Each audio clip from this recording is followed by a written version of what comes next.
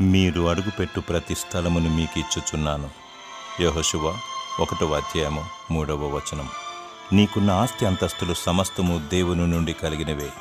నీవు ఎంత ఆస్తి కలిగి ఉండాలో, నీవు ఏ స్థలంలో నివాసం ఉండాలో, నీ జీవిత నావ ఎటువైపు పయనించాలో అంతా దైవ నిర్ణయమే. ఆయన అనుమతి లేనిది ఏది సంభవించదు. నీవు ఏమి లేని స్థితిలో ఉన్నావా?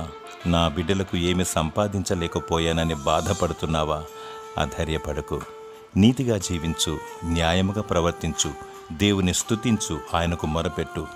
రక్షణ మారు మనసు కలిగి క్రీస్తు ప్రభువాన్ని వెంబడిస్తే దేవుడు భూమి మీద అడుగుపెట్టు ప్రతి స్థలమును నీకిస్తాడు. పరలోకములో నీకు నివాస స్థలము దయచేస్తాడు. దిగులు పడకు.